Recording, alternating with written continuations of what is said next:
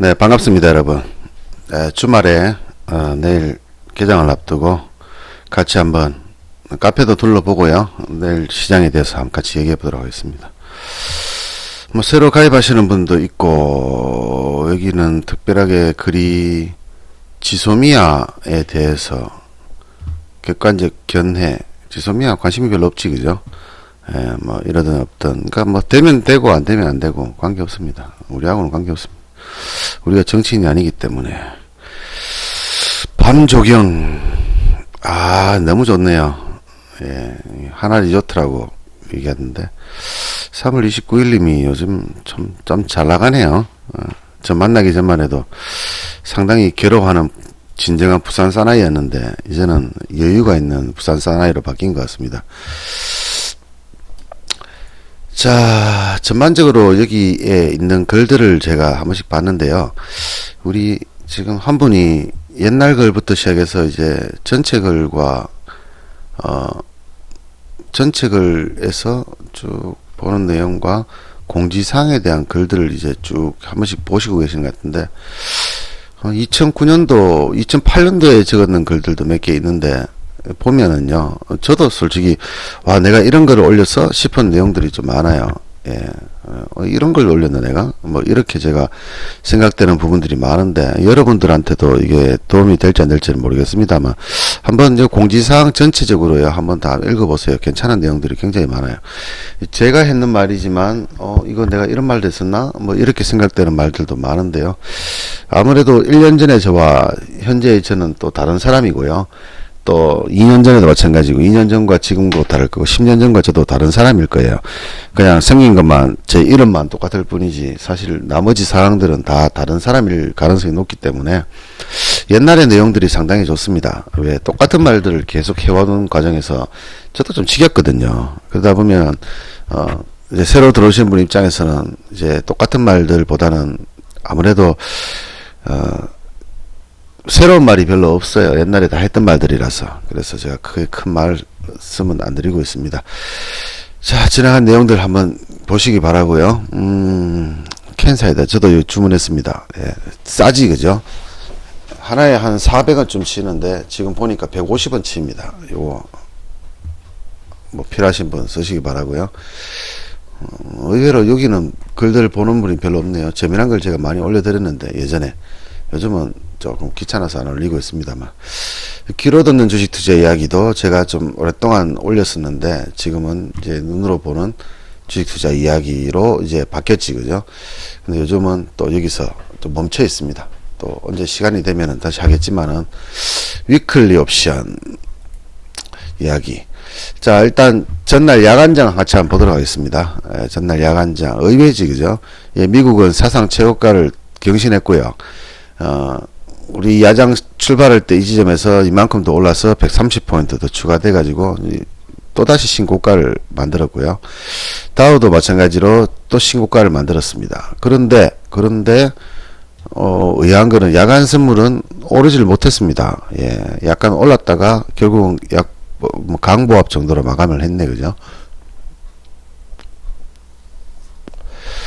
자, 옵션에서도 마찬가지로 지금 뭐 콜풋 둘 다 뭐 그닥 뭐 변동이 별로 없습니다. 뭐 한두 틱 정도 올랐고 내렸고 하는 정도로 마감이 되었네, 그죠? 근데 약간 요 풋의 하락이, 그죠? 풋의 하락이 시세에 비해서는 좀 더 많다. 이걸 봐서는 내일도 프리미엄이 좀 빠질 가능성이 높겠다라고 보시면 되겠지, 그죠? 예, 내일도 풋은 또 프리미엄이 빠질 가능성이 높다. 이렇게 예측하기가 쉬울 것 같고요. 전반적으로 봤을 때는 야간장은 이렇게 마감되었고, 그 다음에 미국장을 대충 한번 둘러볼게요. 미국장, 다우는 사상 최고가의 장대 양봉. 나스닥도 마찬가지고요. S&P도 마찬가지고, 다우도 반도체 필반도 1% 정도에 지금 여기서부터 계속 올라오고 있지, 그죠? 조정 다음으로 계속 급등을 하고 있습니다. 이 급등이 언제 끝날까요? 그건 이제 생각을 해봐야 될 문제지, 그죠? 올라가고 있는데 굳이 떨어진다는 생각할 필요 없겠죠. 하방을 좋아한다고 생각하시는 것 같은데 제가요, 예, 한번 하방을 좋아하시는 것 같아요 라고 이렇게 댓글을 몇 번 달아주시는데 제가 그 댓글을 삭제해버렸거든요. 왜 그러냐 그러면 저는 제가 좋아하는 매매는 하방입니다. 그거는 모든 사람이 다 알고 있을 거예요. 저를 몇 개월 이상 보신 분이라면. 저는 하방을 좋아해요. 왜? 하방은 수익을 쉽게 주니까. 상방과 하방이 있다 그러면요, 제가 뭐 몇 번 강의를 했는데 이분은 공부를 전혀 안 하시는가 봐. 자기만의 세상에 살고 있는 거라. 자기만의 세상. 물론 뭐 연세가 많으신 분들은 생각을 바꾸기가 어려운 건 있어요. 그러니까 뭐 맨날 옛날 생각하고 하는데, 상승을 하는 차트가 있고요. 이 세상 상승 차트는 어떻습니까? 누군가 사야 됩니다. 누군가 사줘야 돼요. 한쪽에서 엄청나게 사야 돼요. 근데 우리는 세 가지가 있잖아요. 그죠? 예, 개인이 있고, 기관이 있고, 외국인이 있잖아요. 그죠? 이렇게 세 가지 축이 있어요. 우리 시장을 지탱하는 축이, 이 개인들이 옛날에는 40% 넘었는데 지금은 13%까지 떨어졌습니다. 지금. 기관도 마찬가지죠. 이 외국인이 지금 우리나라에 약 50%를 차지하고 있어요. 1거래량의 50%를 외국인이 차지하고 있다는 얘기죠. 그럼 기관이 나머지 한 30% 정도를 보유하고 있다고 이렇게 가정을 하면요. 시장이 이렇게 올라가기 위해서는 이 셋 중에 한 축이, 이 세 명이 거래원이다 보니까요. 총 100%인 거지, 그죠? 총 100%. 총 100%에서 개인이 만약에 마이너스로 가면 기관이 요 마이너스 난 만큼 플러스를 가든가, 또는 얘는 뭐 플러스 가든가, 이 세 명이 그냥 경합을 하는 거지, 그죠? 그래서 예를 들어서 이 시장이 오르기 위해서는 어떻습니까? 이 셋 중에 하나가 엄청나게 많이 사야 돼요. 근데 개인들이 기관을 이길 정도로 많은 돈을 투자하기는 조금 힘듭니다. 이런 경우도 가끔씩 있지만, 이런 경우는 좀 보기 드물어요. 그러면 통상적으로 시장을 올리는 건 누굽니까? 외국인. 이 외국인과 기관일 가능성이 높지, 그죠? 근데 기관은 책임 소지가 없는 사람들이죠. 책임 소재가 없어요. 무슨 말입니까? 우리나라 기관 투자가들은 자기가 수익이 난다고 해서 돈을 가져가거나 손실 난다고 해서 책임을 지는 사람들이 아니에요. 그래서 이런 사람들을 수동적이라고 얘기합니다. 수동적이라고. 수동적 투자가라고 합니다. 그럼 능동적 투자가는 누굽니까? 외국인밖에 없어요. 외국인은 외국 기관과, 그죠? 그냥 일반 외국인들 계좌를 가지고 투자하는 사람들이 있거든요. 그럼 외국인 개인 투자가도 있을 거고요. 이런 사람들이 외국에 모이는데, 이 사람들은 뭡니까? 물론 외국계는 기관이니까 이런 수동적으로 될 수 있지만, 그 나머지 사람들은 뭡니까? 그래서 우리 흔히 말하는 펀드 투자가들. 이런 사람들은 돈을 벌지 않으면 그 펀드를 운영하기 힘들어지니까 수익을 내기, 직접적으로 내야 되겠죠. 그래서 이건 능동적이라고 합니다. 그죠? 능동적 투자가. 그러면 실제로 주가를 올리는 사람들은 이 외국인들 능동적 투자가들이란 말이지. 능동적 투자가, 그죠? 외국계보다는 외국인들 계좌 중에서. 그럼 이 사람들이 엄청나게 사줘야지 이 사람들의 물량들을 받아먹고 주가를 올릴 수 있어요. 그러면 상승하는 조건 한 가지밖에 없습니다. 이 외국인의 능동적인 투자. 물론 예외적으로 뭐 있습니까? 윈도우 드레싱. 월말 같은 경우에 윈도우 드레싱 있죠. 이럴 때는 기관들이 지수를 방어하거나 올리기도 합니다.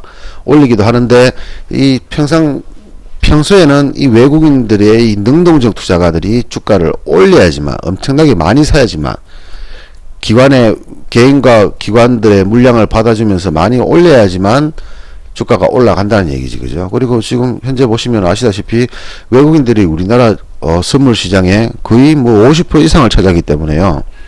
그냥 외국인들 마음대로 올릴 수 있고 내릴 수 있는 거예요. 차지하는 비중이지, 그죠? 그래서 이 개인들 비중을 높이지 않으면 얘네들은 고정이거든요. 얘들을 높여야지만 얘들의 비중이 떨어지는 거죠. 그래서 뭡니까? 12월부터 이제 파생거래 경감 조치가 발생됩니다. 12월 2일입니까? 12월 2일부터인가 인데, 이때부터는 점거금이 1,000만원으로 줄어들어요. 그리고 교육도 2시간으로 줄어듭니다. 그럼 하루만 날 잡아서 계좌를 만들어서 바로 거래를 할 수 있는 게 1,000만원만 있으면 이 선물 옵션을 할 수 있습니다. 그렇기 때문에 이 개인 비중이 높아지면 당연히 이 비중은 낮아지겠지, 그죠? 얘도 좀 낮아질 수도 있겠죠. 근데 얘는 큰 변화가 없을 거예요. 얘가 너무 높기 때문에. 그래서 얘를 낮추기 위해서는 개인 투자가의 비중을 높이게 한다. 그래서 파생 상품 규제 완화하는 조치가 12월 2일부터인가 6일부터인가 시행이 됩니다. 요게 날짜가 다가오면 제가 다시 설명을 드릴 거고요. 지금 시장에서 가장 주요적인 게 한 두 가지가 있는데, 이 일반 옵션하고 이 위클리 옵션이라는 게 있지, 그죠? 위클리 옵션. 매주 목요일이 만기인 위클리 옵션. 이게 상장이 되면서 시장이 지금 예전에 우리가 알고 있던 시장과 완전한 변화를 보이고 있습니다. 굉장히 큰 변화를 보이고 있어요. 여러분들은 이 변화를 느낄 수 있는지 모르겠지만, 저 같은 경우에는 하루하루 일일로 시장을 분석하고 있기 때문에 누구보다도 이 변화에 대해서 굉장히 민감하거든요. 그래서 이 민감한 만큼 저 같은 경우에는 시장의 그 시간, 그리고 그 주, 그 날, 그 달, 이렇게 굉장히 세심하게 분석을 하는 사람이기 때문에 시장이 얼마나 많이 변한지 알고 있습니다.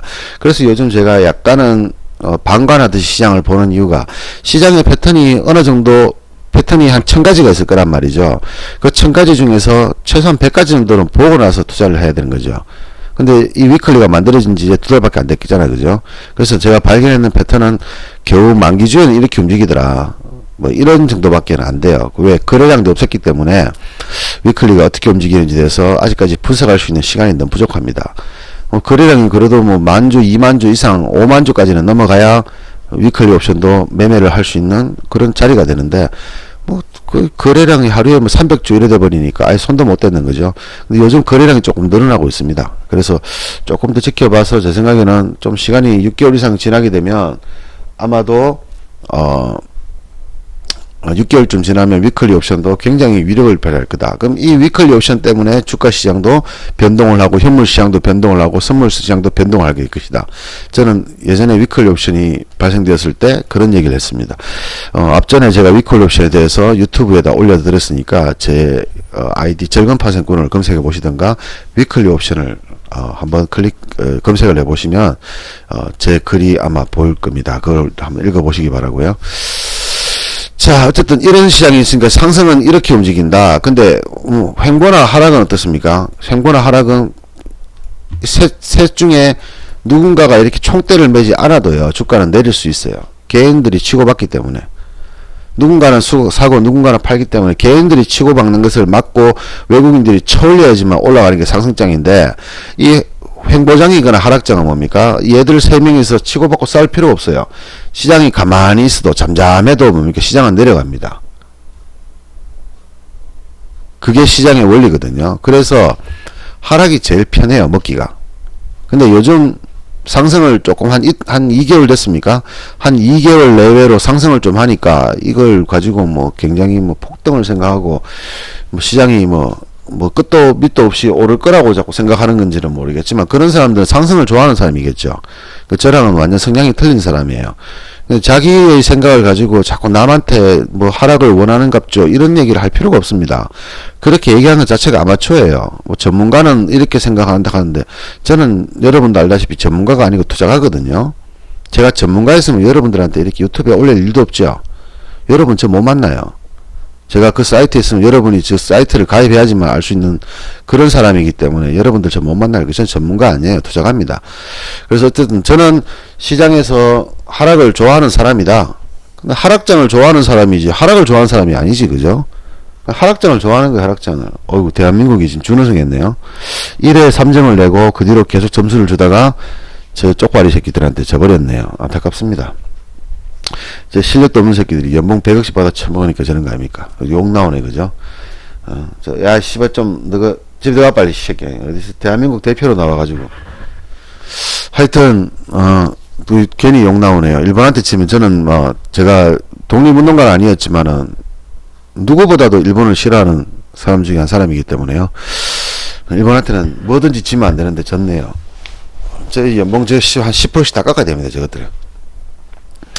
자, 어쨌든 그냥 저는 하락장에서 주식을 시작했기 때문에 하락을 좋아해요. 그리고 하락에 대한 패턴, 하락장이 나왔을 때의 패턴에 대해서 저는 분석을 굉장히 많이 했어요. 이런 시장에 대한 분석을 저는 굉장히 많이 했어요. 거의 제 인생의 주식 투자의 거의 한 70%에서 80% 정도, 거의 전부라고 보면 되지, 그죠? 를 저는 이 하락장에 대해서만 분석을 철저하게 했습니다. 그래서 저는 하락장을 좋아해요. 반대로 이런 장 별로 싫어합니다, 저는. 이런 장에 대해서는 제가 분석을 별로 안 했거든요. 1년에 12달 중에서, 물론 뭐, 이렇게 계속 올라간 날도 있긴 있지만은, 그걸 예외를 하고 1년 중에 12달 중에서 한 80%는 하락입니다. 주가가 올라가도 이렇게 올라가는 거지. 이렇게, 그죠? 이건 하락이라, 이건 상승이라고 안 하거든요. 이건 박스권이라 보시면 돼요. 이 정도는. 상승이라면 이렇게 계속 올라가는 게 상승이잖아요. 근데 이런 정도는, 이건 하락도 있어요. 뭐 올랐다가 내려오잖아요. 또 올랐다가 내려오잖아요. 또 올랐지만 내려오잖아요. 이거는 상승장이라고 할 수가 없어요. 저기죠. 이거는 하락장에서 매매하는 패턴 그대로 매매해도 돈을 벌 수 있습니다. 단지 싫어하는 건 요 장이죠. 요렇게 보이는 요런 장. 상승장. 요런 장을 저는 싫어해요. 분석이 필요가 없거든요. 맨날 올라가니까 분석이 안 되는 거예요. 근데 이런 건 어떻습니까? 올랐다가 내렸다가 올랐다가 내렸다가 변동이 있기 때문에 이 변동을 이용한 매매를 저는 지금까지 연구를 많이 했기 때문에 이런 하락장에 대한 또는 횡보장 박스권장 있지, 그죠? 이런 거에 대한 연구를 굉장히 많이 했기 때문에 이런 쪽에는 상당히 강한데 이런 상승장에 대해서는 저는 분석을 별로 하지 못했어요. 하지 않은 거지. 못한 것보다는, 그죠? 그래서 이런 장 별로 안 좋아하는 것 뿐입니다, 그냥. 안 좋아하니까 너는 하락을 좋아하는구나. 아니고요. 하락장에 대한 연구가 많았다는 얘기지, 그죠? 그래서 하락하면은 쉽게 돈을 법니다, 저는. 상승하면은 어렵게 돈을 벌어요. 또는 소액 손실을 보든가. 그러니까 당연히 내가 좋아하는 걸 하는 거죠. 예, 이렇다는 거 여러분들 좀 제가 이 얘기 두 번 다시 안 해도 여러분들이 알아서 그냥 좀 이해를 하세요. 자꾸 자기만의 세상에 살지 말고요. 자기가 생각하는 게 세상의 전부인 것처럼 생각하지 마시고 우물한 깨구리 같은 생각 좀 하지 마시고 좀 벗어나가지고 남의 말도 좀 듣고요. 남의 말도 이해를 하고 듣고 또 자기의 의견도 좀 생각하고 이렇게 되고 또 필요한 게 있으면은 또 자기가 정말 실력이 좋으면은 제가 이 카페를 왜 만들어 놨어요? 여러분들 실력이 좋으면은 좀 우리 실력 없는 분들을 위해 가지고 이 글을 만들으라고 제가 회원 주절주절 방도 만들어 놨고 여러 가지 방들이 되게 많잖아요. 그 왜 쓸데없는 데다가 저 글을 적습니까? 여러분이 실력이 좋고 내가 보기에는 콜이다 푸시다 확실하게 100% 200% 먹고 있다. 그럼 좀 올려요. 올려가지고 같이 먹으라고. 혼자 돈 다 벌어놓고 뭐 나중에 와가지고 뭐 나는 이렇게 보는데 뭐 이게 아닌 것 같다. 그 얘기 뭘 합니까? 그 얘기를 약 올리는 겁니까? 혼자 막 200% 300% 먹어가지고 1000억 벌었습니까? 1조를 벌었습니까? 몰라 뭐 하다 못해 한 달에 뭐 1억씩 번다 그러면야 저 카페 올 필요도 없는 거지만 그렇지 않고 제 글이 도움이 된다면은 저를 흔드는 일을 하지 마세요. 저는 여러분이 흔든다고 해서 흔들리는 게 아닌데 그렇지만 자꾸 이렇게 쓸데없는 소리를 자꾸 여러분들이 하면 저는 이 카페를 만드는 의미가 없어요. 그런 분들 안 받으려고 제가 카페를 만드는 거예요. 내 카페입니다 이거는. 그러니까 내 말이 이해가 안 되거나 내 말이 도저히 납득이 안 되면 카페 들어오지 마세요. 정말 공부를 하고 싶고 이 사람처럼 꾸준하게 돈을 벌고 싶고 그냥 평생 동안 직장 다니는 것처럼 큰 돈은 아니지만 정말 여유롭게 살고 싶다. 자유롭게 여유롭게 행복하게 살고 싶다. 그런 사람들만 남아서 공부하시면 됩니다.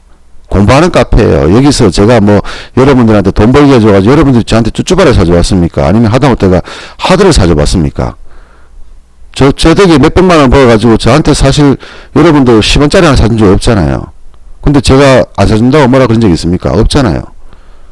그냥 저를 이용해서 돈을 버세요. 그리고 여러분들이 제 마인드를 받아들여가지고 저처럼 행복하게 사시면 되는 거예요. 여러분들이 백날 큰 돈을 벌어보겠다고 덤벼봤자 저는 여러분들 미래가 뻔히 보인다고 했잖아요. 얼마 머지않아가 깡통 차고 나간다니까요. 다 그렇게 해왔으니까. 그 중에 정말 0.001%만 살아남아서 몇 억씩 벌고 이래가 좀 여유롭게 살아갈 수 있을지 모르겠지만 나머지 99.9%는 그 0.001%를 위해 가지고 돈을 다 보태주고 대출되는 게 주식시장이잖아요. 집에 와서 그런 얘기 하면 뭐합니까? 실력이 좋으면은 좀 같이 올려가지고 다른 회원도 좀 돈 벌게 해주고 같이 더 벌어먹고 살자고요. 제가 이 카페를 만드는 것처럼. 흔히 카페들 가면 막 서로 안티짓 하고 그죠? 욕하고 돈 좀 잘 번다 싶으면 욕하고 돈 못 벌어도 지 기분 나쁘면 욕하고 그런 또라이 새끼 되지 말자고요. 우리 카페는 그런 또라이 있으면 안 돼요. 그런 또라이 같으면 딴 데 가세요. 딴 데. 저희 카페는 필요 없어요. 자, 그리고 이제 우리 주식시장 을 같이 한번 들러볼까요? 금요일날 돈 날렸지, 그죠? 12만원 날렸는데, 아침에 그 수수료 때문에, 뭐 수수료가 아니고, 전날 야간장 때문에 2만원 돼가지고 14만원 손이 나가지고, 기분 나쁘지, 그죠? 수익 났다, 손실 났다가 되게 기분 나쁩니다, 저. 근데 복구를 할 생각을 안 했어요. 왜? 제가 아침에 얘기 드렸지, 그죠? 이거 얼마 돌파하면은, 이거 분명히 285 돌파하면 장대 한몫 나온 날이라고 제가 아침에 시방을 올리고 나서도 제가 다시 글을 올려드렸어요. 장대 한몫 나오는 날이라고. 근데 이건 이렇게 나올 줄은 몰랐지, 그죠? 그래서 287에 제가 아침에 시작하자마자 저는 수익을 놨어요, 풋으로 수익을 냈는데, 거기서 만족을 못했습니다. 왜? 너무 빨리 수익을 냈어요. 너무 빨리. 9시 06초쯤 돼가지고 이미 6만원, 8만원 수익이 나버렸어요. 그래가지고, 그냥 그만하기도 그래가지고, 그냥 놀고 있다가 갑자기 이 지수가 이만큼 올라올 줄 몰랐거든요. 올라왔길래 매도를 쳤더니만, 역시나 선물에서 손해났죠. 쳤더니만 돌파를 해버리더라고요.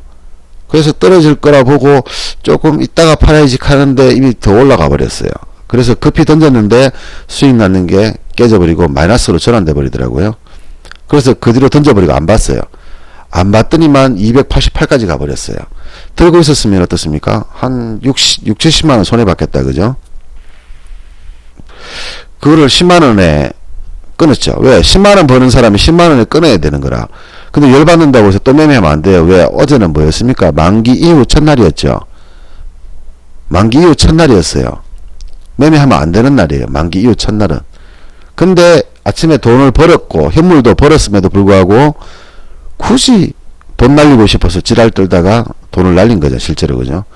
그 반성을 합니다. 근데 후회는 안 해요. 왜? 10만원 정도는 제가 마음먹으면 얼마든지 벌 수 있거든요. 10만원 날린다고 해서 제 인생이 바뀔 것도 아니니까 싸게 넘어가는 거예요. 원래는 70만원 날리고 100만원 날려야 되는데 10만원을 끊었기 때문에 싼 겁니다. 자, 전반적으로 봤을 때 시장은 이 추세를, 제가 이 추세선 여러분들한테 보여줬지, 그죠? 이 추세선을 보여줬고, 이 추세선의 하단에서 또 올라갔죠. 이 추세선은 언제 보여줬습니까? 이미 이 앞전부터 보여줬잖아요. 제가 이때부터 줄을 끊고 있던 거였잖아요, 그죠? 그래서 여러분도 다 보고 있는 거예요. 여러분이나 저나 보는 게 똑같아요, 그죠? 자, 추세선을 이렇게 제가 꺼놨더니만, 공교롭게도 그렇습니다, 그죠? 예, 이 저점을 이어봤더니만, 이거 보세요, 이게. 확대를 해봐도 마찬가지겠지만은, 요 추세를 깨지 않았습니다. 그죠? 추세를 깨지 않고 급등해 어디까지 가겠습니까? 이거, 여기까지 가겠지. 그죠? 연장을 시켜보면, 여기까지 가겠죠. 요게 지금, 291 정도 되겠다. 그죠? 291. 뭐, 정확하게는 분석을 해봐야 되겠지만, 대략으로 봤을 때는 291 정도 되겠네요. 요 정도 남았네. 그죠? 요까지가 3포인트니까, 여기서 요까지가 3포인트 남았으니까, 한 291 정도 남았네. 이 정도쯤이라고 저는 예상을 하는데, 그럼 291이 어떤 자리냐라고 보면은, 어떤 자리인지 이렇게 혹시 기억하시는 분 있습니까? 이쪽 자리지, 이쪽 자리, 그죠? 앞전에 우리가 고점을 찍고 떨어진 자리가 이 자리였지, 그죠? 예, 그때 봤을 때 보면은 288에서 얼마입니까? 291 왔다 갔다 하다가, 사실은 290에서 왔다 갔다 하다가 마지막에 291을 한번 찍고 이렇게 급락이 나왔거든요. 이렇게 급락이 나왔거든요. 이 자리가 바로 291자리다, 그죠? 291.8이네요. 이게 워낙 오래된, 이게 5월달 얘기지, 그죠? 5월달 얘기다 보니까 좀 사실, 좀 저도 긴가민가 한데, 이까지 올라왔으면 지금 현재로서는 갈 수 있는 가장 큰 높이가 이 높이다, 그죠? 예. 가장 큰 높이가 이 높이입니다. 그럼 갈지 안 갈지, 갑니까, 안 갑니까? 모르지, 그건 내가요. 내가 주인이 아닌데 어떻게 알아요?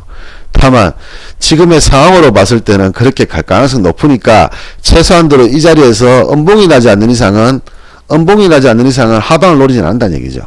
그러니까 그게 중요한 거예요. 이게 더 떨어질지 더 올라갈지는 저도 알 수 없지, 그죠? 제가 주인이 아니니까. 하지만 중요한 것은 지금 이 자리에서는 하방을 노린다고 해가지고 이 하방 배팅을 하지 않는다는 얘기죠. 최소한도로. 하방 배팅하는 조건이 뭡니까? 아, 이건 여러분들 모르시겠다, 그죠? 시크릿 카페 회원들은 뭐 잘 모르긴 하겠지만은, 그리고 대충 제가 무슨 말만 하면은 대충 이해는 되거든요. 근데 일반 회원들은 잘 모르겠지, 그죠? 하방에 조건이 있어요. 자꾸 저보고 하방 노리니 뭐 하방을 좋아하는 갑죠. 안 갑니다, 얼마 갑니다, 이런 얘기 쓸데없는 얘기 하지 마세요. 그 얘기를 하고 싶으면은 과학적으로 근거를 가지고 오세요. 저는 여러분들한테 제가요, 여러분들한테 분석을 해가지고 분석이 잘 맞는 이유가 뭔지 압니까? 제가 여러분들한테 오늘 시황은 아침에 어떻게 되고 기준선 어떻게 되고 하잖아요. 이거 여러분들은 이거 1분 만에 다 읽어버리고, 아 그렇구나 하고 매매가 돈을 벌잖아, 실제로, 그죠? 저는 이거 분석하는데 1시간 반 걸려요. 지금 저만큼 세심하게 분석하는 사람이 아침 7시 일나가지고 8시 정도, 그 1시간에서 1시간 반 사이 이렇게 깊게 분석을 한단 말이에요. 저처럼 현미경을 보는 사람이, 현미경으로 시장을 들여다보는 사람이 무려 1시간에서 1시간 반을 분석했던 글이에요. 그거를 여러분들이 보기 좋게 쓸데없는 글들 하고 밑에다가 이렇게 아침 시황을 올려주는 거예요. 여러분은 제가 여러분들을 위해 가지고 1시간에서 1시간 반 동안을 분석을 해서 올려주는 자료를 겨우 1분 보고 추천 하나 딸랑 남기고 뭐 정말 고마운 분들은 댓글도 하나 날려주고 여러분들 넘어가는 거라. 나머지 뭐 100명 이상은 아예 이런 추천도 없고 글도 안 남겨요. 겨우 뭐 6, 7번 정도만 글 하나 고맙습니다 남기고 추천 하나 남기고 끝이라. 제가 여러분들을 위해 가지고 하루에 1시간에서 1시간 반 사이를 미리 일어나 가지고 분석을 하고 있는 기라. 저는 지금까지 이렇게 한 적이 없어요. 남을 위해서 살아본 적도 없고 내가 심심해서 내가 그냥 할 일이 없어서 그냥 그렇게 한 적은 있어도 여러분을 위해서 저는 이렇게 분석한 적은 단 한 번도 없어요. 근데 요즘 1년 넘도록 2년 가까이 지금 제가 이걸 올려드리고 있거든요. 잘 맞을 수밖에 없죠. 왜 저같이 세심하게 보는 사람이 말 그대로 현미경 들여다보는 사람이 이 차트 하나를 현미경 들여다보는 사람이 무려 1시간 넘게 분석을 해가지고 올려드리는 거니까 잘 맞을 수밖에 없죠. 그죠? 제가 이거 올리는데 뭐 1분이 걸린 게 2분이 걸린 게 아니라 올리는데 1시간씩 걸려요. 여러분들은 몰라서 그렇지. 근데 이 분석이 없으면 여러분들 이제 혼자서 매매를 하셔야 되는 거예요. 저희 카페가 제가 아유 귀찮아서 뭐 하겠다 하고 접어버리면 여러분들이 이제 혼자서 하셔야 되는 거예요. 제가 지금 하는 분석들을 여러분 스스로가 다 할 줄 알아야 되는 거예요. 여러분들 모셔요. 당연히 여러분들 돈 버는데 여러분들이 다 해야 되는 거지, 그죠? 그 할 수 있는 능력이 돼야 되는 거예요. 그것도 안 되면서 돈 벌겠다고 생각하는 자체가 이상한 거잖아요. 어쨌든 자 이렇게 갈 가능성이 높다라는 거 저는 절대 확신 안 합니다. 확신한다고 해서 제가 콜 잡을 것도 아니고 이런 자리에서 콜 절대 안 잡습니다. 여기다시피 제가 이런 자리에서는 콜을 절대 안 잡습니다라고 얘기하고 뭐 그 다음날 주가가 4포인트 오르고 3포인트 오른다 그러면 여러분들은 오해할 수가 있어요. 야 너는 하방을 바라냐 이렇게 한다고. 그게 뭡니까? 흑백 논리라 그러지, 그죠? 난 A가 싫어 그러면 넌 B를 좋아하는구나 이런 얘기를 하는 거죠. 그게 우리가 흔히 말하면 논리적인 비약이라고 합니다. 논리적인 비약. 우리 옛날에 고등학교 때 배웠던 거지, 그죠? 논리의 비약, 논리야 뭐 같이 놀자 뭐 이런 책도 있었는데 흑백 논리죠. A 아니면 B라는 거지, 그죠? 근데 세상에는 A 아니면 B도 아니면 C도 있고 D도 있고 F도 있고요. 여러 가지 있어요. 예. 경우의 수라는 것은 엄청나게 많이 있습니다. 그 중에 하나가 A 아니면 B냐인데요. 그거는 그 논리적인 비약이고 굉장히 논리가 부족한 거예요. 그래서 올라갈 것 같으면은 상방이 베팅하면 되는 기고요. 내려갈 것 같으면 베팅하면 되는데 저는 이런 자리에서는 절대 상방 베팅 안 합니다. 왜? 본 적도 없는 지금까지 5월달 이후로 본 적도 없는 최고가 있잖아요. 그죠? 그럼 어떻게 무너질 때 어떻게 무너집니까? 급하게 무너지거든요. 올라갈 때는 잘 못 올라가겠지만 떨어질 때는 뭡니까? 급하게 떨어져요. 이렇게 떨어집니다. 이 수익 실현을 하려고 하겠죠. 외국인들이 사고 있으니까 올라가는 건데 얘들이 수익 실현 해버리면 어떻습니까? 마이너스 2천억만 나와도 1, 2% 그냥 떨어져 버립니다. 1, 2% 그냥 순간적으로 그냥 급락해버립니다. 그냥. 그러니까 여기서 더 먹겠다고 저는 베팅하지 않겠다. 왜? 내 돈은 소중하니까. 이런 의미의 이런 자리에서는 상방 베팅을 안 합니다. 라고 하지, 그죠? 하지 말라고 얘기도 하고, 여러분들한테. 그럼 나는 단타도 안 칩니까? 단타는 치죠, 당연히 저는요. 콜도 사고 풋도 산다니까요. 단지 이런 자리에서 여러분들이 이런 자리에서는 상방을 보면 안 된다라고 저는 확신을 가지고 있어요. 그건 저만의 확신이에요. 근데 제 매매를 모르는 사람이 자기 매매를 가지고 내 말을 듣고 자꾸 해석을 하려고 하니까 야 이런 자리가 지금 더 올라가는 자리인데 니도 지금 291로 간다네.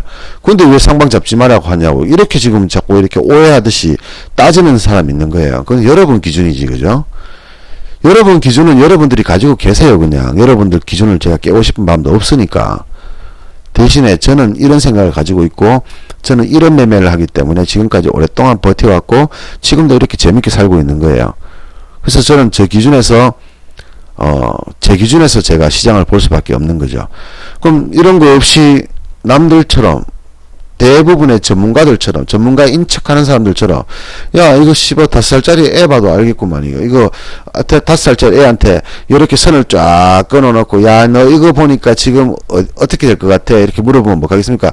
삼천 올라가겠는데 이거 초등학교 1학년만 되면 다 알 수 있는 거예요.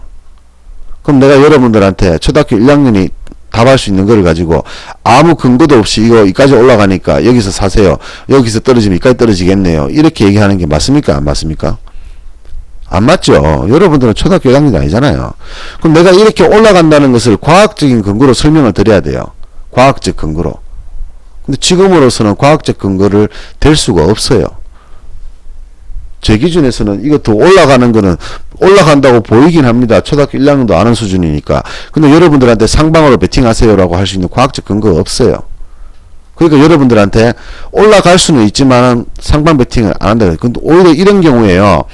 여기까지 가고 떨어져야 정상인데 여기서 바로 내일부터 급락이 나와가지고 7포인트 마이너스 날 수도 있습니다. 이런 경우도 꽤 많이 봤어요, 저는요. 이런 경우도 꽤 많이 봤다니까요. 그럼 이런 경우는 어떻게 된 거냐? 이런 경우가 만약에 왔을 때 제가 여러분들한테 자, 초등학교 1학년들이 말할 수 있는 과학적 근거 없는 방식으로는 상방입니다 라고 얘기했을 때 다음날 만약에 0.7포인트 떨어져 보면 여러분들 어디 됩니까? 우리 카페원들 그 3분의 1이 뭡니까? 계좌가 반토막 나버려요.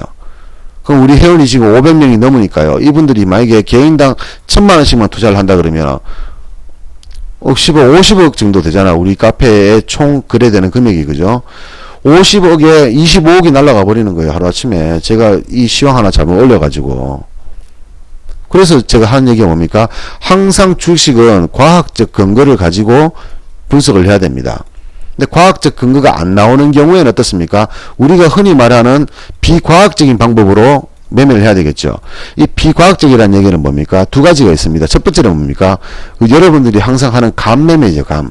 때려잡는 거. 감으로 상방 하방 때려잡는 거. 두 번째는 뭡니까? 단타의 개념이에요. 단타의 개념. 보유 시간을 줄이는 거예요. 자, 주가가 지금 이렇게 가고 있습니다. 자, 어떻게 될까요? 이거 앞으로 뒤에 올라갈 가능성이 높지, 그죠? 그럼 여기서 올라간다고 보고 사가지고 요만큼 먹고 팔고 하는 게야. 그 뒤로 떨어지든 말든 관심이 없어요. 왜? 나는 여기서 잡아서 팔아보서 이게 뭡니까? 여러분들이 알고 있는 단타 개념이지, 그죠? 그거를 전문 용어로 보면 스캘프라고 합니다. 스캘프. 전문 용어로 스캘프라고 합니다. 그 이런 매매, 자, 비과학적인 상황에서 할 수 있는 방법은 두 가지 중에 하나밖에 없어요. 이 스캘프 매매는 제가 말하는 스캘프하고 남들이 말하는 스캘프인데 제가 말하는 스캘프라는 이 개념의 의미는 뭡니까? 자, 나는 이러한 기법을 가지고 이러한 시간대에다가, 그죠? 시간과 가격, 이론에 의해서 어떠한 시간대에 정확하게 기법을 통해서 수익을 내고 나온다. 이거는 뭡니까? 과학이지, 그죠? 과학요. 과학이에요. 그 이거하고 관련 정반대의 개념이 감이죠. 감은 뭡니까? 이거 없어요. 없어요. 이것도 없어요. 이것도 없어요. 과학도 없어요. 뭡니까? 그냥 때려잡는 거라, 그냥. 대충 내가 보니까 올라갈 것 같아. 이거지, 그죠? 이 매매 확률은 뭡니까? 정말 열심히 연구를 하게 되면은 약 70% 정도 됩니다. 이거를 제가 좀 비하하는 의미로 뭡니까? 주둥아리 고수라고 하죠. 주둥아리 고수. 매매를 오래 해가지고 하다 보면은 이 간매매가 늘어나거든요. 그래서 이게 승률이 70%나 됩니다. 10번 중에 7번 맞춰요. 근데 이런 사람의 특징이 뭡니까? 좀 내가 보기에는 이거 하방 같은데 라고 생각하는데 이런 애들은 자꾸 상방을 보라 그러거든요. 그럴 때는 잘 맞아요, 보면은. 그 쉽게 말하면, 아, 나는 떨어질 것 같은데. 근데 이 전문가, 이 사람은 자꾸 올라가는 걸 보래. 그래가지고 그냥 못 믿고 있다가 보면 계속 올라가는 거라. 그러니까, 근데 그걸 자꾸 지켜보고 있어요. 어떻습니까? 아, 야말들이 계속 수익이 나는데 내가 못 먹고 있는 거라.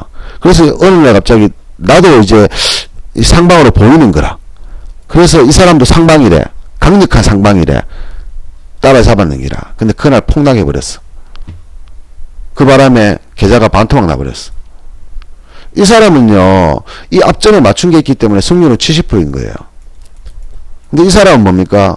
의심을 하고 있다가 못 따라오다가 지 생각과 이 전문가의 생각이 같을 때 질렀다가 뭡니까? 박살나버렸는 거라. 이 사람은 10번 중에서 틀릴 시점에서 틀린 거예요, 그냥. 이 사람은 죄가 아니잖아요. 왜? 가지고 있는 능력이 70%밖에 안 되니까. 승률이 70%밖에 안 되는 사람이니까. 이 사람들이 여러분이 알고 있는 흔히 고수들이거든요. 이 사람들이 틀릴 때 여러분들이 마침 재수없게 전 재산을 다 투자해 붙는 기라. 왜? 여러분이 보기에는 내가 보기에도 사망 같았거든. 여러분들 결국은 뭡니까? 남들이 백날 상방이라 그래도 여러분이 보기에 상방이 아니 같으면 안 하잖아, 투자요. 해봤자 100만원 밖에 안 하잖아요. 근데 여러분이 보기에 상방 같은데 전문가도 상방이라 그러면은 막 질러뿐다 아닙니까? 지르고 물타기도 막 해뿐다 아닙니까? 왜? 야가 상방이라 그러니까.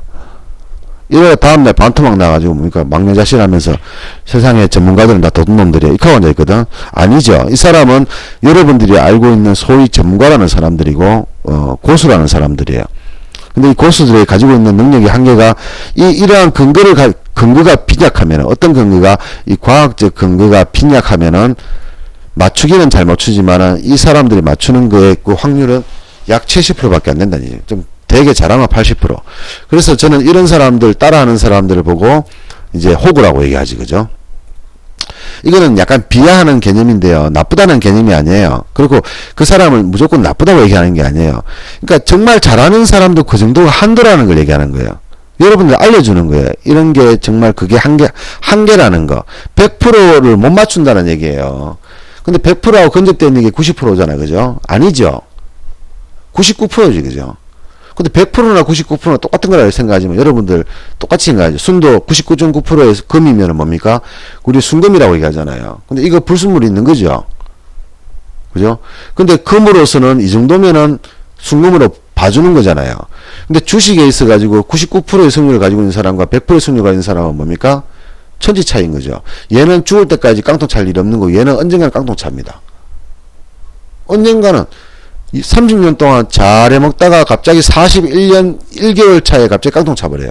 왜? 1% 위험성이 있었잖아. 그러니까 이 1% 위험성이 있다는 걸 인식을 하고 그 당시에 손해가 났을 때 스스로 막지를 못하면 이 사람은 깡통 차게 돼 있어요. 41년 1개월째. 어느 날 갑자기.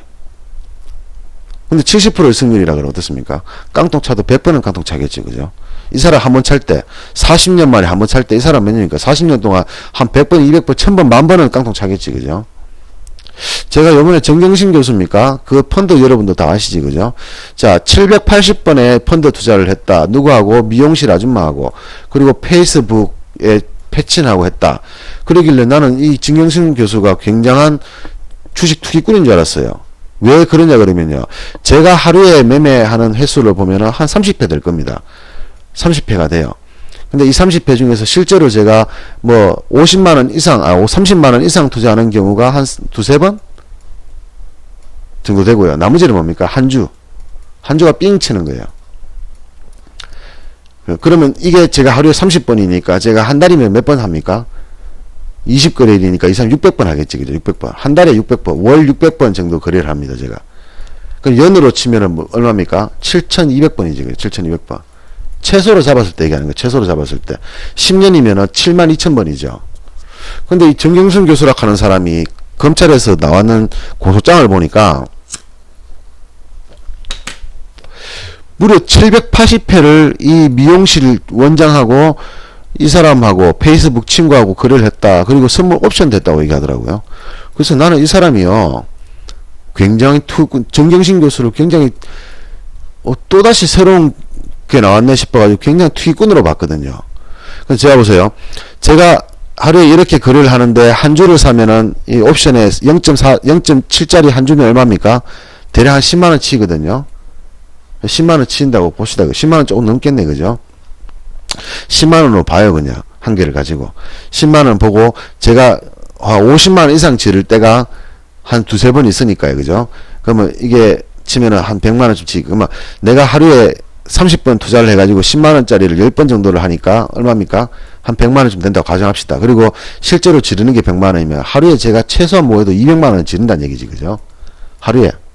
1일날 200만원. 그러면 월로 치면은 몇 번, 얼마를 지르는 겁니까, 제가? 6천만원을 지르는 거예요. 제가 하루에 200만원 투자했을 경우에, 그러니까 제가 거래 금액을 다 합쳐가지고도 얘기하는 거다, 그죠? 이거는, 그죠? 거래 금액을 다 합쳐가지고. 근데 이런 게 있어요. 사는 게 있고 파는 게 있잖아요, 그죠? 우리는 이걸 거래라고 하죠. 거래라고 합니다. 내가 100만원치를 사고 100만원치를 팔면은 나는 몇 번 거래했습니까? 한 번을 거래했는 거죠. 근데 거래 횟수는 몇 번입니까? 거래 횟수는 200만원이에요. 거래 금액 얼마입니까? 200만원이에요. 왜? 100만원 사고 100만원 팔았으니까 횟수는 두 번이고 거래 금액이 200만원인 거예요. 실제로는 100만원밖에 투자 안 했지만.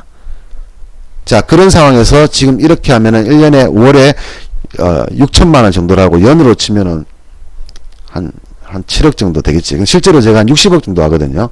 1년에 하는 거래 금액이 대략 60억쯤 돼요. 60억에서 80억 정도 됩니다.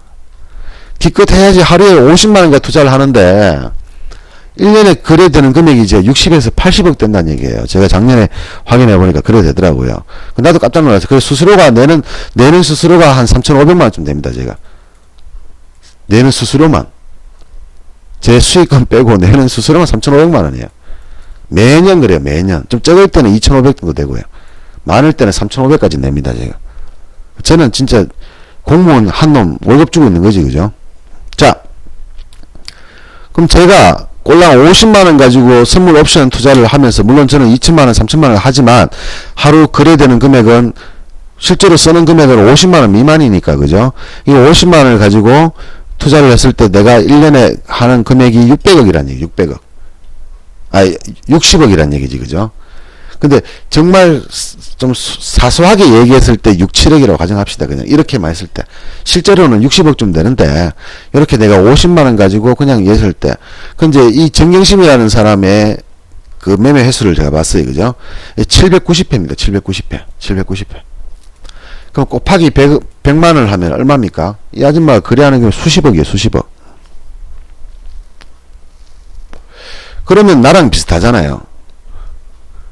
이 사람도 나는 사실 2천만원 넣고 투자를 하는데 실제로 거래하는 금액은 50만원이고, 그죠? 이런 거지만 어쨌든 나랑 비슷할 줄 알았어요.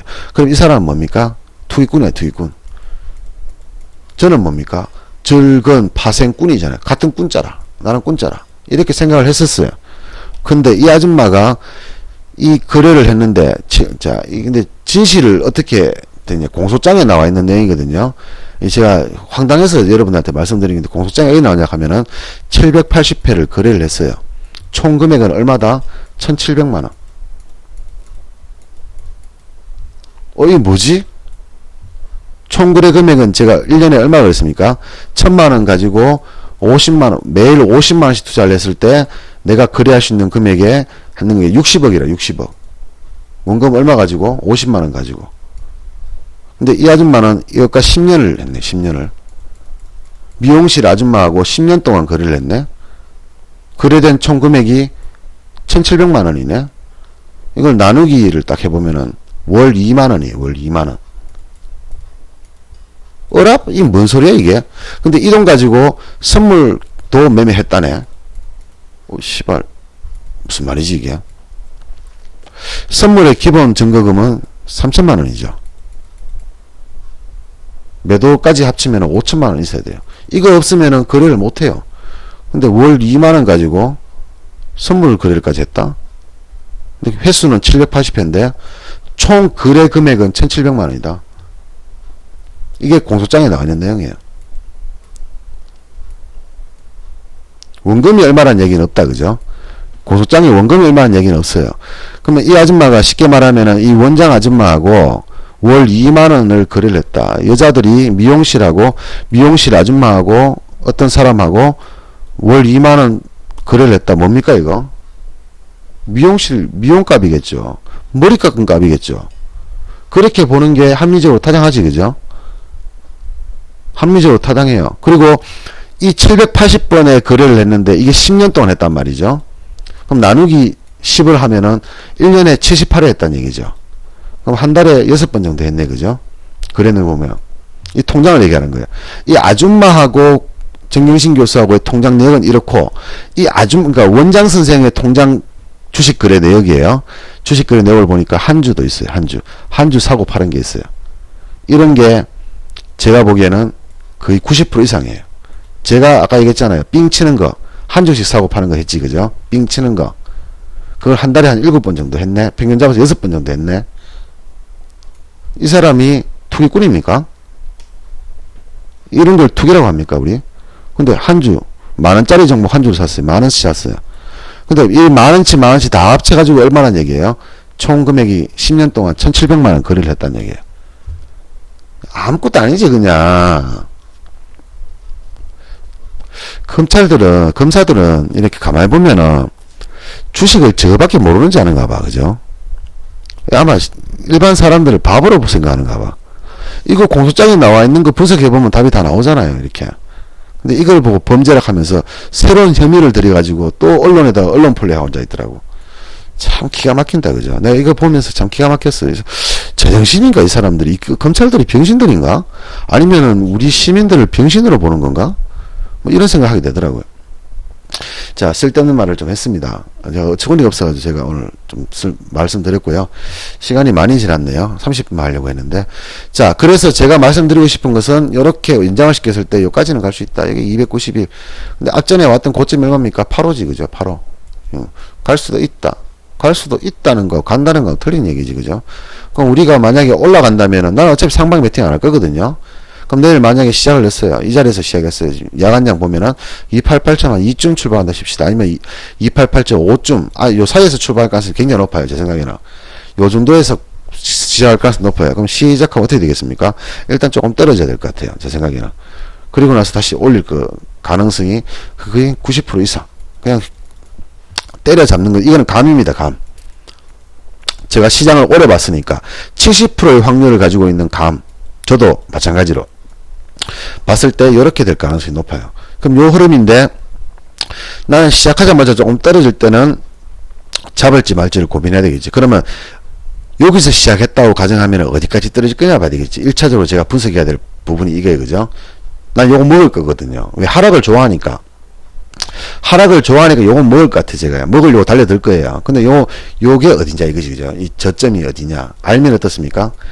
여기서 시작했을 때 조금 올라서 출발했을 때 조금 떨어질 때 먹고 팔면 요게 그래도 5% 정도를 먹을 수 있지, 그죠? 그럼 여기서 한 재수 좋으면은 한 5에서 10만원 먹고 들어가는 거잖아요. 그리고 나서 다시 올라갈지 아니면 다시 떨어질지는 지켜봐야 되겠죠. 근데 이 전체적인 흐름을 봤을 때는 올라갈 가능성이 높지, 그죠? 그럼 여기서 올라갈 때도 한 번 더 베팅할 자시죠. 어디까지 사겠습니까? 시작했던 가격까지는 버틸 수 있는 거죠. 여기서 사가지고 콜을 잡아서 요까지는 팔 수 있어요. 요 안전한 자리죠. 안전한 자리. 올라간다고 가정했을 때. 그럼 첫 번째 요 저점과 두 번째 요까지 올라갈 저점을 알고 풋 잡고 수익 내고 콜 잡고 수익 내면 매매 끝나는 거잖아요.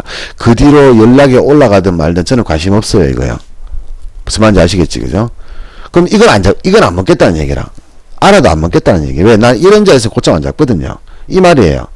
이런 의미예요, 그죠? 그래서 여러분들한테 뭡니까? 기준선을 알려드리고, 밑에 저점을 알려드리고, 고점을 알려드리는 거예요. 여러분들이 어떻게 활용해야 되는지 알겠지, 그죠? 그건 이제 여러분들 활용하는 건 여러분들 능력이니까요. 알아서 하시기 바라고. 시장은 이렇게 보인다. 그냥, 요거는 그냥 감어 때려잡아도 눈으로 보이고, 초등학교 1학년한테 물어봐도 보이는 겁니다, 그죠? 요 정도 보인다. 그럼 실제로는 시장 어떠냐? 내일까지는 상승할 가능성이 있습니다. 상승 안 해도 내일까지는 크게 하락하지는 않을 것 같지 않아요. 크게 하락할 것 같아요. 근데 내일은 조금 조심해야 돼요. 내일은 조금 조심을 하자. 그 쉽게 말하면 제가 만약에 상승 하락을 논한다 그러면은 오늘이 마지막이라고 보여요. 이걸 정확하게 논하자면 오늘이 상승의 마지막 날이라고 저는 여기에 분석할 수 있습니다. 그럼 내일은 어떻습니까? 더 올라가면 올라가는 거고, 올라가면 올라가는 거고, 떨어질 가능성도 앞전에 같은 경우 예를 들어서 9대1이었다면은 내일은 저는 한 7대3 정도까지 보게요. 근데 떨어질 때 여러분들이 콜 잡고 있으면 박살납니다. 그러니까 내일은 아침에 오전의 흐름이 중요할 것 같아요.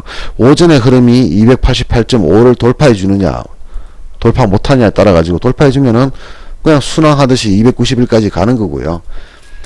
이거를 돌파를 못하고 여기서 멈칫멈칫하면은 내일은 음봉이 나서 마감할 가능성도 있다. 왜? 이쯤 해서 떨어진다는 이 감은 아니고요. 제가 여러분들한테 이 카페를 하기 전에 잠깐 분석을 했거든요. 분석을 해보니까 내일쯤이면 떨어질 가능성도 있는 자리이긴 하다. 그러니까 조금 조심하자. 이런 자리에서는 상방은 조심하자. 하방은 조심할 필요 없어요. 왜? 만약에 하방이 나와버리면은 하방은 크게 수익을 주기 때문에 조심할 필요 없어요. 일단 떨어진다 싶으면 뭡니까? 2, 3%는 떨어지거든요. 이런 자리에서는요. 2, 3%는 떨어집니다. 그러니까 하방은 물리있어도 수익이 나는데 문제는 상방이 2, 3% 물려버리면 답이 없잖아요. 그죠? 그러니까 조금 조심을 하자. 요렇게 여러분들한테 제가 말씀을 드리고 이제 마감을 해야 되겠네요. 원래 이런 분석들은 그냥 저는 머릿속으로 많이 합니다. 머릿속으로 해놔놓고 실제로 장이 시작되면은 이런 분석들은 약 30분 정도가 지나면 저는 시장에서 보여지는 대로 그냥 생각하지 이 생각들을 가지고 있지 않아요. 머릿속에. 일봉은 머릿속에다가 넣어놓고요. 지금 현재 상황이 제 눈을 감고 있거든요. 눈을 감고 내일 만약에 288.5를 돌파한다면 내일 시초가를 얘기하는 시초가. 288.5를 딱 찍는 건 아니에요. 288.4할 수도 있고, 그죠? 자, 내일 시초가를 돌파를 한다면, 한 틱이라도 돌파를 한다면은, 일단은 조금 더 상방에 나올 가능성이 높다. 그 목표에는 281.85까지도 봐야 되겠다. 라고 생각을 하고 있고요. 또 288.1을 8을 돌파하면 어떻게 됩니까? 들어갈 수도 있는 거지, 그냥. 그건 알 수 없는 거지, 그죠? 그렇게만 생각해 놓고. 근데 내일 시가를 돌파를 못하고 밑에서 왔다 갔다 하면 어떻게 될까? 내일은 또 한 번쯤 다시 급락이 나올 가능성도 있지 않을까? 뭐 이렇게 생각을 해보는 거예요. 미국장도 지금 사상 최고가고, 우리나라 장은 아직까지 많이 못 올랐으니까 미국만큼 따라가려고 하면 부지런히 올라야 되는 건 맞거든요. 근데 미국 상황과 우리나라 상황이 같지는 않잖아요. 왜? 우리나라는 중국의 영향을 굉장히 많이 받아요. 왜? 무역 수출이 36%가 차지하니까. 중국과 대만이 대한민국의 무역의 36%를 차지합니다. 미국은 15%밖에 안 돼요. 일본은 8%밖에 안 돼요. 그래서 미국하고 일본이 아무리 뭐 해봤자 중국 우리 눈치 볼 수밖에 없거든요. 그래서 근데 지금 홍콩 사태가 만만치가 않아요. 근데 미국 자체에서 홍콩 사건에 대해서 만약에 중국 군인이 홍콩에 침범한다면 미국도 가만히 있지 않겠다. 우리도 홍콩을 위해서 뭐 어떤 군사적인 행동을 하겠다라고 지금 미국 의회에서 얘기를 하고 있습니다. 그러면 지금 미국하고 중국하고의 그 무역 분쟁이 트럼프 입장에서는 빨리 해소를 하고 넘어갔으면 싶은 생각도 있겠지만, 또 이렇게 되면은 또 연장이 될 가능성이 높고 연기가 될 가능성이 높거든요. 그러면 그 타격은 또다시 주가에 타격을 받을 수 있겠지, 그죠? 그러니까 모든 변수를 다 생각하는 거, 잘 되는 경우는 이미 다 나왔잖아요. 이미 미국과 중국이 잘 되는 경우가 지금 다 얘기가 나왔고 주가가 올라가 있잖아요. 근데 만약에 못 된다고 그러면 어떻게 했습니까? 또 폭락이 나오는 거예요. 염두에 둬야 되는 거예요. 잘 돼봤자 지금 여기서 나아질 건 없어요. 근데 못 되면은 또 개폭락이 나오는 겁니다. 그래서 이 홍콩 사태가 미치는 영향이 굉장히 크다. 그래서 우리나라는 미국이 자꾸 중국 상대로 해서 뭐 일본하고 지금 뭐 서로 같이 해야 된다 하고 있는데 우리나라 망설이고 있는 이유가 그거잖아요. 중국이 좋아서 그런 것도 아니고 북한이 좋아서 그런 것도 아니에요. 자꾸 그런 식으로 자꾸 빨갱이 장사해 먹으려고 하는데 그게 아니잖아, 그죠? 우리나라의 대수출이 중국이 크단 말이에요. 그러면 우리가 중국의 수출을 못하는 만큼 미국이 수출을 받아줄 거냐 말이지. 그것도 아니잖아. 오히려 미군 주둔하는데 비용을 6배나 더 내라고 앉아있어. 미군이 왜 필요하냐고 말하면은 북한과 중국과 러시아를 견제하기 위해서, 그렇게 말하면서 지네들 주둔하는 비용을 우리한테 6배를 더 물으라고 하고 있는 게 이게 미군이라. 이게 미국이라. 미국 못 믿을 사람들이잖아요. 근데 지금까지 중국은 아직까지 그런 적은 없잖아, 우리나라한테요. 우리가 사드를 배치하는 바람에 중국한테 엄청나게 까이긴 했지만 그때 까이면서 경제적으로 얼마나 좀 많이 힘들었습니까? 관광객도 사라지고. 근데 또 미국은 그렇게 하길 바라는 거예요. 그러면 그만한 보상을 해줘야 돼요, 미국은. 왜? 그거는 단지 우리나라를 위한 게 아니라 미국의 전략적인 방법을 위한 거예요. 근데 절대 미국은 보상 안 해줍니다. 오히려 우리나라 보고 1조 분담하는 거를 6조 분담하라고 오히려 덤태기를 씌우고 앉아 있습니다, 지금. 그런 상황에서 우리는 한미일 뭐 어쩌고저쩌고 해가지고 뭐 공조를 하니만이 그런 얘기 하는 것 자체가 어폐가 있는 거죠. 중국을 좋아하니까, 북한을 좋아하니까 그딴 식으로 생각하는 거는요, 저 벌써 60년 전에 저 죽은 사람들이 한 얘기고 내일 모레 죽을 사람들이 한 얘기고 우리 젊은 사람들은 그런 생각하는 게 아니지, 그죠? 자, 어쨌든 그렇다는 거. 그래서 위험 요소가 얼마든지 있다는 거. 다만 정권시장이 11월 달에는 항상 올라왔다는 점, 상승을 했다는 점, 12월 달은 폭락이 없었다는 점, 그런 것들을 뭐 과거의 패턴을 보면 여기서 뭐 겁나게 하겠나라는 생각을 하긴 합니다. 그렇게 되면 제 입장에서는 재미없는 연말이 되는 거죠. 예, 재미없고 돈도 많이 못 벌고 그냥 그런 연말이 되는 거예요. 그렇다고 해서 깡통을 차거나 그런 게 아니고 말이죠, 그죠? 또 제가 예상했던 그런 상황이 생겨서 주가가 폭락하면 저는 또 돈을 크게 벌 수 있는 거예요. 또 쉽게 돈을 벌 수 있는 거예요. 재미있게. 그거 차이일 뿐입니다. 자, 오늘 여기까지만 하도록 하겠습니다. 좋아요도 좀 누르시고 구독도 좀 해주시고 빨리 1000명을 만들어야 되는데 1000명은 안되고 참 유튜브에서도 참 어떻게 할 수 있는 것도 아니고 어쩔 수 없다, 그죠? 그래도 여러분들이라도 좋아요, 댓글 좀 많이 남겨주시기 바라겠습니다. 여기까지 하겠습니다.